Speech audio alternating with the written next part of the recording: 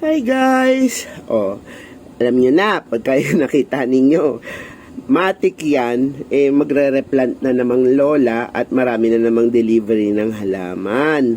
So, eto lang ang masasabi ko sa inyo. May talagang hindi ko naman sana discover, no?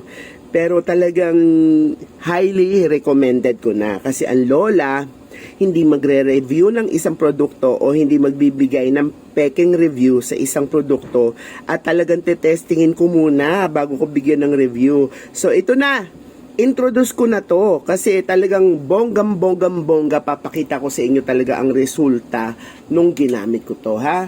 This is your Kiyo Maru. Ang tawag dito, soil booster. Kasi actually, ayoko siya tawaging soil booster. Alam niyo kung anong gusto kong tawag sa kanya? Soil conditioning. Alam mo kung bakit? Kasi yung pagtataniman natin, just to be safe and just to be sure, no, yung soil na yan, is lagyan natin ito. Kaya nga, ito siya, tingnan nyo naman, konti na lang, konti na lang siya kasi kada may itatanim ako, bago ko lagyan nung pinaka-plant, nilalagyan ko ng Kiyo Maru. Just to be safe kasi may mga insekto tayo, tapos hindi natin alam yung nutrients nung plants na, nung soil mix na yun, hindi natin alam kung babagay ba dun sa plant natin o hindi. It's better na kahit papano meron tayong support sa ating pagtataniman. Although alam naman natin at expert na minsan tayo sa gusto ng ating mga halaman, pero much better pa rin, especially sa ating mga succulents, napaka-sensitive nila pagdating sa mga insects. Diyos ko, may mga scales tayo, mga ganyan. Well, at least, kahit papano, napoprovide niya yung proper management ng soil, di ba? So, pakita ko sa inyo tong video na to. This video, yung susunod na video na yan is about Nauro. Kaya lang, nandiyan kasi yung time na ginamit ko ang Kiyo Maru. So, tingnan nyo ha. Nagkakaroon ng scale. So, ito ngayon, gagamitan natin ngayon to ng Nauro. Etong dalawa lang muna kasi yung dalawang yan magaling na. So etong dalawang nasa harap na to, nako, ewan ko ba. Alam niyo ba kung ilang taon yung building ko, gano'n na rin silang edad nila. Pero fighting sila, hindi sila namamatay. Kaya pa yun, gamitan natin sila ngayon ng Nauro. Ayan. Para tingnan natin kung gaano talaga ka-effective tong Nauro na to, di ba? Okay, balikan ko kayo ha. In a few days, tingnan natin kung mag-i-improve sila.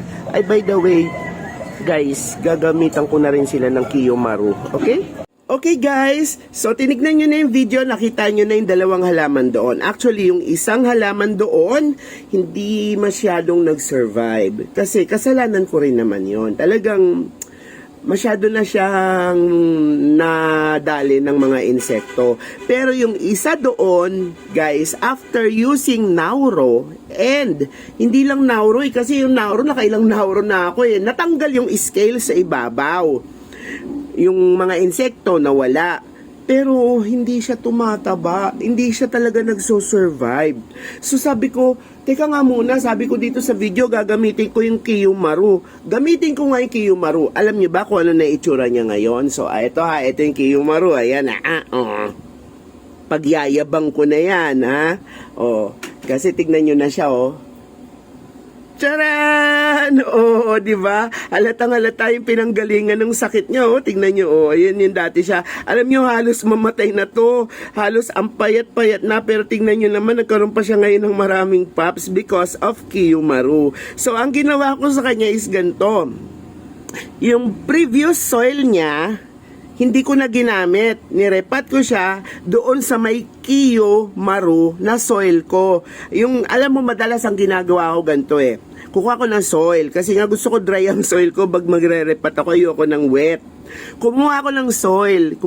Tapos nilalagay ko sa isang container. Mga ganyan, no? Yung mga take out na ganyan. Tapos kung ilan lang yung gagawan ko, yung soil na yun, babasain ko ng Kiyo Maru, tapos patutuyuin ko doon sa soil na yan. Kasi, ang gusto ko kasi, pag nagre-repat ako, dry yung mixture ko para madali kong nasisiksik yung halaman.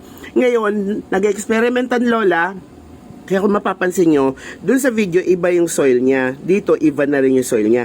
Yan yung soil na may Kiyo Maru na pinatuyo. Tapos, nung nilagay ko siya guys kalalagay ko lang sa kanya. Actually, talaga pinagtyagaan ko siya sa Nauro, natanggal yung scales. Wala na yung scales, oh. May bagong tubo na, oh. Wala na siyang insekto, guys. Ngayon, sabi ko, ba't hindi siya nagpa-perf up? Ngayon, after napagkatanim ko sa kanya dito, sa soil na may Kiyomaru, tignan nyo naman. Para siyang, sabi niya, I want to live. I will survive. I will survive. Hey. Di ba? Parang kumakanta siya at ang dami kong pops na nakuha. Yun sa bandang ilalim, guys. Diyos ko, may ugat. Samantalang halos mamamatay na siya.